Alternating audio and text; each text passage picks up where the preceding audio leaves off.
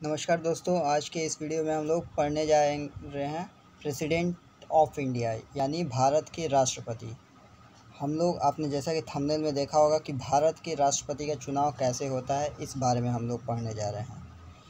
तो उससे आगे जाने से पहले हम प्रेसिडेंट कौन होते हैं, क्या होते हैं, इनके बारे में जानें। इनकी एलिजिबिलिटी क्या होती है, इस सिलेक्शन का प्रोसेस क्या होता है और प्रेसिडेंट की पावर क्या होते हैं, उन सब चीज़ों के बारे में हम जानेंगे इस वीडियो में। और भारत के और मैं ये भी बता दूं कि प्रेसिडेंट ऑफ इंडिया यानी भारत के राष्ट्रपति प्रथम व्यक्ति होते हैं देश के, ठीक। और जैसा कि आप लोग जानते हैं कि इस बार के इलेक्शन में जो राष्ट्रपति चुनाव हुआ था उसमें द्रौपदी मुर्मू जी बनी हैं 15th प्रेसिडेंट बनी हैं, जो कि ये 16वां राष्ट्रपति चुनाव था। तो चलिए हम लोग शुरू करते हैं। तो दोस्तों, प्रेसिडेंट ऑफ इंडिया यानी भारत के राष्ट्रपति जो होते हैं एक नॉमिनल हेड होते हैं। एग्जीक्यूटिव के कार्य करने का जो होता है उसके नॉमिनल हेड होते हैं प्रेसिडेंट। देखिए, भारत के प्रथम व्यक्ति तो हैं, हेड हैं ही। रिपब्लिक ऑफ इंडिया कहने का मतलब कि भारत गणराज्य, गणराज्य मतलब वो होता है जिसका अध्यक्ष जो होता है राष्ट्रपति होता है। तो हमारा जो देश है डेमोक्रेटिक रिपब्लिक इंडिया है। जैसे डेमोक्रेटिक में क्या होता है कि प्रधानमंत्री हेड होते हैं भारत के, और रिपब्लिक में होता है राष्ट्रपति। तो हमारा देश दोनों ही है, जिसमें सबसे ज़्यादा पावर किसके पास होता है? प्रेसिडेंट तो हेड होता है, ये प्रथम व्यक्ति होता है हमारे देश का, लेकिन सबसे ज़्यादा पावरफुल कौन होता है? हमारे संविधान के अनुसार भारत के प्रधानमंत्री होते हैं। और जो हमारे प्रेसिडेंट होते हैं वो नॉमिनल हेड होते हैं। इनके पास भी पावर है लेकिन नाम मात्र का पावर है, ठीक। इनके पास भी बहुत सारे, जैसे कि जो भी कानून बनता है, बिल पास होता है, उसको कानून बनाना है तो इनके हस्ताक्षर से ही, ये प्रेसिडेंट के हस्ताक्षर से ही वो कानून बन सकता है, ठीक। तो ऐसी बात नहीं है कि हमारे प्रेसिडेंट नॉमिनल हेड हैं तो उनके पास कुछ पावर नहीं है। उनके पास पावर है, लेकिन प्रधानमंत्री के वो कोई भी सलाह पे कोई करना होता है, उनको बहुत सारे चीज़ों से वो लोग बंधे होते हैं। तो हम चलिए जानते हैं कि देखिए यहाँ पे लिखा है ना, head of the state. President राज्य का हेड होता है। राज्य कहने का मतलब पूरा जो हमारा भारत है उसका हेड होता है। और रिपब्लिक ऑफ इंडिया, जैसा कि जान गए कि रिपब्लिक में क्या होता है कि राष्ट्रपति देश का अध्यक्ष होता है। और डेमोक्रेटिक में, चूँकि हमारा देश दोनों ही है, डेमोक्रेटिक रिपब्लिक कंट्री है, तो इसमें राष्ट्रपति भी होते हैं, लेकिन राष्ट्रपति नॉमिनल हेड होते हैं, नाम मात्र के हेड होते हैं। और ये हमारे फर्स्ट सिटीज़न होते हैं कंट्री के। और जैसा कि आप जानते हैं, और ये कमांडर इन चीफ भी हैं। कमांडर इन चीफ कहने का मतलब कि भारत के सेना के प्रमुख भी। और ये जैसा कि इस बार द्रौपदी मुर्मू जी बनी हैं 15वीं राष्ट्रपति, जो कि 25 जुलाई 2022 को शपथ अपना ऑफिस ग्रहण कर देंगी, ठीक है, ले लेंगी। तो ये जो प्रेसिडेंट ऑफिस का बनाया गया था 26 जनवरी 1950 को बनाया गया था। जैसे 15 अगस्त 1947 को देश आज़ाद हुआ, तो हमारे संविधान को एक ऐसे चीज़ की, मतलब ऐसे बॉडी की ज़रूरत थी कि वो 26 जनवरी 1950 को हमारा संविधान भी पूरी तरह से देश पे लागू हो गया था, और इस दिन भी हमारा प्रेसिडेंट बनाए गए थे, ठीक। तो चलिए हम बात करते हैं आगे। अब प्रेसिडेंट बनने की एलिजिबिलिटी क्या होती है हम जानते हैं। प्रेसिडेंट बनने के लिए 35 वर्ष चाहिए होता है या उससे ऊपर, ठीक है, तो वो आदमी प्रेसिडेंट बन सकता है। और दूसरे, वो इंडियन होना चाहिए। क्या होना चाहिए? इंडियन होना चाहिए, भारतीय मूल का आदमी होना चाहिए, ठीक। और तीसरा, बैंकरप्ट नहीं होना चाहिए। बैंकरप्ट कहने का मतलब उस पर किसी तरीके का उधार ना हो, बैंक पे का कर्जदार ना हो, कर्जा ना हो उस पर। बैंकरप्ट नहीं होना चाहिए, पागल भी नहीं होना चाहिए। ठीक है, क्या नहीं होना चाहिए? पागल भी नहीं होना चाहिए, मतलब उसकी मेंटल हेल्थ ठीक होनी चाहिए। और वो लोकसभा के सदस्य बनने की जो एलिजिबिलिटी हो उसको पूरा होना चाहिए। और वो किसी भी सरकारी पद पे, कोई भी प्रॉफिटेबल पद पे नहीं होना चाहिए। यानी प्रॉफिटेबल मतलब कोई नौकरी नहीं करना चाहिए उसको, सरकारी नहीं होना चाहिए वो। ठीक है, और वो किसी भी प्रॉफिटेबल पद पे, यानी कोई सरकारी नौकरी नहीं करना चाहिए उसको। ठीक है, कोई भी गवर्नमेंट जॉब नहीं होना चाहिए। हाँ, वो नेता हो सकता है, अगर नेता कोई बनना चाहे तो वो बन सकता है। ठीक है, क्योंकि उसको संविधान के अनुसार प्रॉफिटेबल पद नहीं माना गया है। तो चलिए देखते हैं आगे कि कौन पार्टिसिपेट कर सकता है। तो पार्टिसिपेट राज्यसभा के चुने गए सदस्य जो जनता द्वारा, और लोकसभा के चुने गए सदस्य, और पूरे राज्यों के विधानसभा के एमएलए जितने भी होते हैं, एमएलए एमपी सब ये लोग मिल के चुनते हैं। इसमें प्रेसिडेंट का इलेक्शन इनडायरेक्ट रूप से होता है। इनडायरेक्ट कहने का मतलब कि ये जनता द्वारा नहीं चुने जाते हैं, और ना ही जो ये इनके जो चुनाव की प्रक्रिया है वो आम चुनाव जो लोकसभा का चुनाव होता है उससे बिल्कुल हट के होता है। इसमें जनता के द्वारा चुने गए प्रतिनिधि इस इलेक्शन में, इस वोटिंग में, इनके चुनाव में भाग लेती है। और जैसे कि अब आप आम चुनाव में क्या होता है कि एक आदमी किसी इसको दिया वोट, एक आदमी, तो उसका वोट क्या गिना जाएगा? एक ही गिना जाएगा। एक आदमी दिया, दो आदमी, दूसरा आदमी दिया, तो उसके वोट की वैल्यू कितनी होगी? एक। लेकिन प्रेसिडेंशियल इलेक्शन में ऐसा नहीं होता, इसमें डिफ़र करता है। डिफ़र करता है कहने का मतलब कि डिफ़र कहने का मतलब कि हर जितने भी एमएलए एमपी हैं उनकी जो वोटों की जो कीमत होती है वो बदलती रहती है उसके जनसंख्या के अनुसार, कि उस राज्य की जनसंख्या कितनी है उसके हिसाब से वहाँ का उसके एमएलए और एमपी के वोट की वैल्यू होती है। और देखिए कैसी होती है वोटिंग, अब ये भी जानते हैं। इनके वोटिंग क्या आम लोगों की तरह होती है? जैसे हम लोग ईवीएम पे देते हैं, ईवीएम पे जाते हैं, उस पर साइन बना होता है, और उस पर हम अपने मन पसंदीदा जो पार्टी है या फिर जिसको हम बनाना चाहते हैं प्रधानमंत्री मुख्यमंत्री उसको बना देते हैं। तो क्या इनके समय भी ऐसा ही होता है? तो इनके समय में ऐसा नहीं होता है, प्रेसिडेंशियल इलेक्शन में नहीं होता है। इसमें बैलेट पेपर दिया जाता है। जो पुराने ज़माने में जो पेपर मिलता था वैसे ही इनमें भी बैलेट पेपर मिलता है। और बैलेट पेपर में क्या होता है कि हम लोग कैसे आम चुनाव में क्या करते हैं कि इस आदमी को, फलाने आदमी को देना है वोट, तो हम उसी आदमी को वोट देते हैं। तो इससे क्या होता है, जिसके खाते में ज़्यादा वोट मिला वो जीत गया, और जिसके खाते में कम वोट गया वो हार गया। लेकिन प्रेसिडेंशियल इलेक्शन में बिल्कुल ऐसा नहीं होता। इसमें प्रेफरेंस भरना होता है। जैसे कि आप कॉलेज और स्कूल में पढ़ते होंगे तो फिर आपको पता होगा कि उसमें प्रेफरेंस भरना होता है कॉलेज का। जैसे कि एक ये कॉलेज है, ये कॉलेज है, ये कॉलेज है, और ये कॉलेज है, ये कॉलेज है, तो हम जिसमें एडमिशन कराना है तो उसको 1 नंबर देते हैं। फिर दूसरा चॉइस रहेगा तो इसको देते हैं, तीसरा चॉइस रहेगा तो इसको देते हैं, चौथे को इसका, कि ताकि फर्स्ट चॉइस वाले पे का ज़्यादा चांस रहता है। तो उसी तरीके से इसमें प्रेसिडेंशियल इलेक्शन में भी होता है कि जिसका। और हाँ, इलेक्टोरल कॉलेज किसको कहते हैं? जो एमएलए एमपी होते हैं उन्हीं सबको मिला के इलेक्टोरल कॉलेज का निर्माण होता है, इन्हीं को कहते हैं। ठीक है, तो हम जानते हैं कि जैसे कैसे होता है चुनाव। तो ये जैसे कि 2 आदमी हैं, ठीक, ये प्रेसिडेंशियल इलेक्शन में खड़े हुए हैं, ये 2 उम्मीदवार खड़े हुए हैं। अब देखिए टोटल तो कितने हैं, लोकसभा के कितने हुए हैं?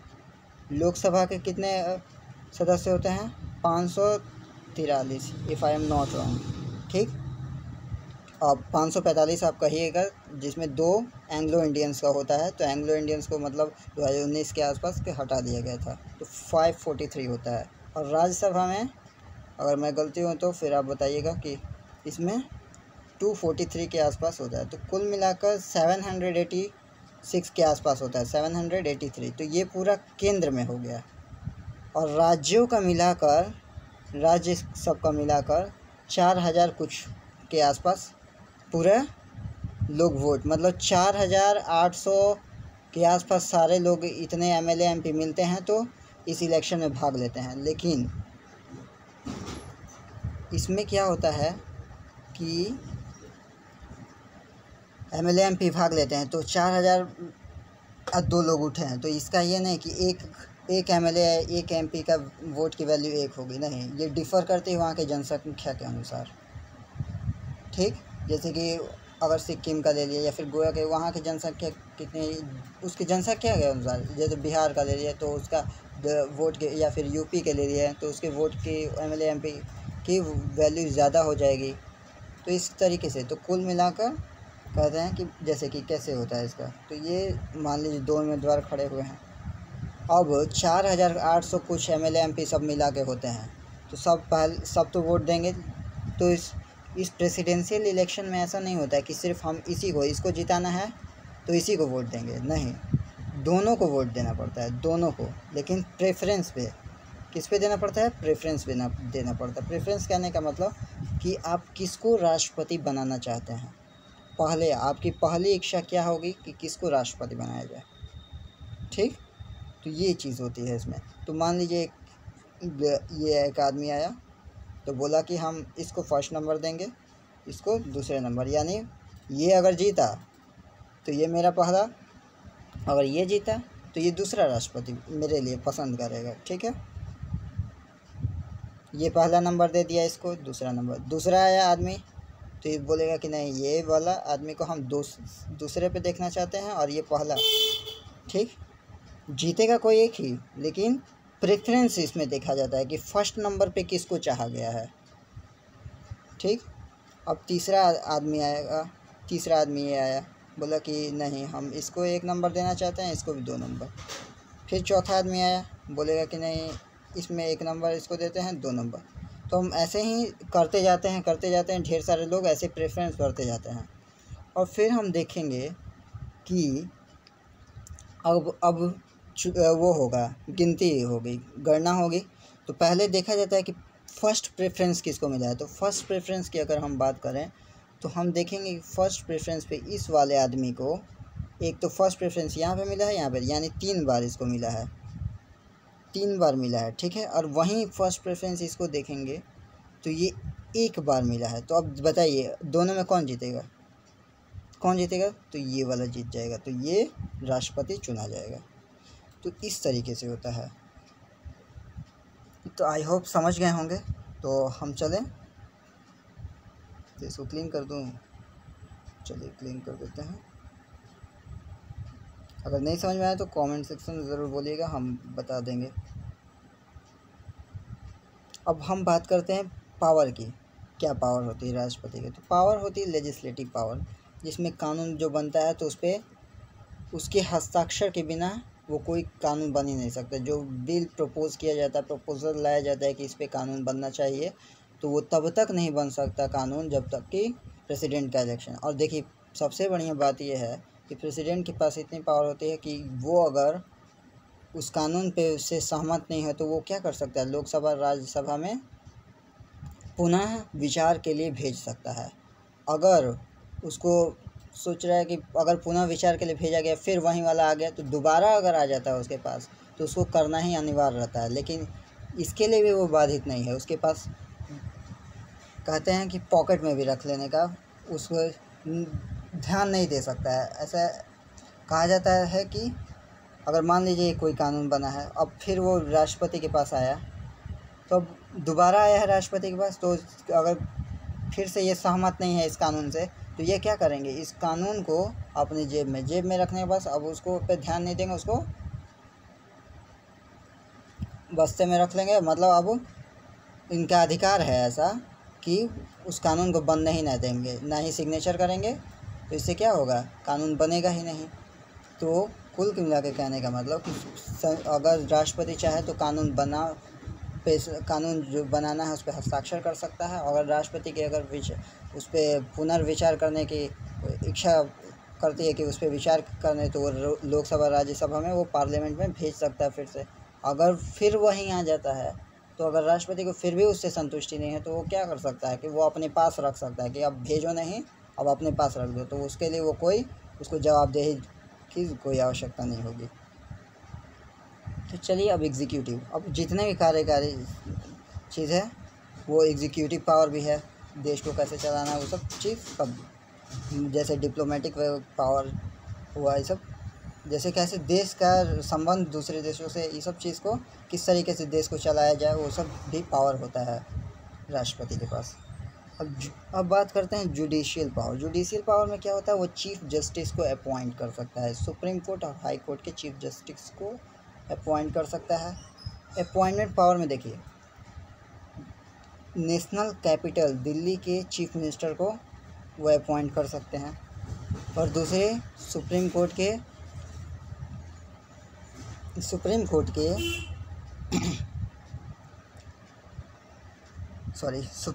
के चीफ जस्टिस की भी नियुक्ति कर सकते हैं, और हाई कोर्ट की, ठीक। और CAG जो कंट्रोलर ऑडिटर जनरल जिसको कहते हैं, जो लेखा जोखा तैयार रखता है, देश का खाता जो होता है उस सब चीज़ को देखते वाला जो होता है, वो सब चीज़ को देख सकते हैं। UPSC के चेयरमैन को अपॉइंट कर सकते हैं, UPSC के जो हेड होते हैं वो अपॉइंट कर सकते हैं। और प्रधानमंत्री को भी वो शपथ दिलवाने का काम। तो बहुत सारी चीज़ें हैं, अब पावर कम नहीं है, सिर्फ नाम मात्र का इनको वो किया जाता है, लेकिन ज़्यादातर काम PM का ही होता है ज़्यादा। और फाइनेंशियल पावर मतलब कैसे कोई चीज़ फाइनेंस किया जाए, यानी कैसे पैसे का, तो वो फाइनेंस बजट पास कर सकता है, कैसे कहाँ खर्च करना है वो सब चीज़ पे वो डिबेट करा सकते हैं। और डिप्लोमेटिक यानी कूटनीतिक शक्ति भी है। कूटनीतिक शक्ति कहने का मतलब कि दूसरे देशों के संबंध कैसा है, तो वो उसका हेड जो होता है, हमारे देश के तो हेड कौन है, राष्ट्रपति हैं, लेकिन उनके बिहाफ में प्रधानमंत्री या फिर एक्सटर्नल अफेयर मिनिस्ट्री चल जाती है देश के संबंधों को बरकरार या फिर निभाने के लिए, लेकिन उसका मेन हेड होते हैं राष्ट्रपति होते हैं। मिलिट्री पावर भी होता है, ये तीनों सेना का चीफ कमांडर होते हैं राष्ट्रपति। पार्डोनिंग पावर मतलब क्षमा करने की शक्ति, अगर कोई कोर्ट किसी व्यक्ति को सज़ा दिया है, मौत की सज़ा दिया है, चाहे जैसे भी सज़ा, तो उसको माफ़ करने की शक्ति राष्ट्रपति के पास है, और वो भी कभी कभी प्रधानमंत्री की सलाह पर भी किया जाता है ये सब। और इमरजेंसी का भी पावर, इमरजेंसी आपातकाल घोषणा, यानी जैसे कि देखिए 3 तरह का emergency, national, state, financial. National emergency में क्या होता है, पूरे देश में अगर आंतरिक स्थिति ख़राब हो गई है पूरे देश में, या फिर बाहरी कोई आक्रमण करने वाला है, तो उस पर नेशनल इमरजेंसी लगा जा सकता है। 352 के में आर्टिकल में दिया हुआ है। स्टेट इमरजेंसी में अगर कोई राज्य सरकार अच्छे से राज्य का निर्वहन या चला नहीं पा रही है, और या फिर वो केंद्र की बातों को अनसुना कर रही है या फिर मान नहीं रही है, अच्छे से राज्य की स्थिति ठीक नहीं है, तो वो स्टेट इमरजेंसी वहाँ पे लग जाएगा, राष्ट्रपति शासन वहाँ पे लग जाएगा, और वहाँ पे वहाँ के राज्यपाल वहाँ उस राज्य के कमान संभाल लेंगे, ठीक। और फाइनेंशियल इमरजेंसी, यदि देश में पैसे की कमी हो जाती है या फिर आर्थिक संकट उत्पन्न हो जाता है, तो उसमें फाइनेंशियल इमरजेंसी लग सकती है। आई होप ये भी समझ में आया होगा पावर क्या क्या है। तो ये कमेंट सेक्शन में ज़रूर लिख के बताइएगा। मैंने जो बताने की कोशिश की है, जो मुझे समझ में लगा तो बताने की कोशिश की। चलिए अब आगे बढ़ते हैं। और ये देखिए, जैसे कि इस बार 16 प्रेसिडेंशियल इलेक्शन हुआ, जिसमें द्रौपदी मुर्मू को 64% वोट मिला, और यशवंत सिन्हा जो कि अपोजिशन की तरफ से थे, कांग्रेस के थे, 36% मिला। अब यहाँ पे आप देख सकते हैं, यहाँ पे देखिए द्रौपदी मुर्मू को कुल इतने वोट मिले, जिनकी वोटों की कीमत 6 लाख के आसपास थी, और यशवंत सिन्हा को 1877 मिले हैं, जिनकी वोटों की संख्या देख रहे हैं, मतलब 4754 वोट पढ़े पूरा टोटल, जिनमें इतने वोट वैध और इतने अमान्य पाए गए, तो उनमें से द्रौपदी मुर्मू को कितने मिले? 2824। और इतने यशवंत सिन्हा को, जिनकी वोटों की कीमत 3 लाख। तो अब बताइए, इनको 6 लाख, इन लोग 3, तो कौन जीतेंगे? द्रौपदी मुर्मू जीत गई और 16वें इस इलेक्शन हुआ और 15वीं राष्ट्रपति बन गई। आई होप आपको समझ में आ रहा होगा। और ये कुछ रामनाथ कोविंद जो कि 14वें राष्ट्रपति थे, उनसे 13 पहले राष्ट्रपति, इनके नाम यहाँ पे हैं। तो अगर आप चाहें तो इसको लिख सकते हैं या फिर याद रख सकते हैं, कोई वो नहीं है। अब मैं इसे बताऊंगा नहीं बार बार। तो अब चलते हैं। So finally we have completed. तो thank you so much guys. कैसा लगा आपको वीडियो? Comment section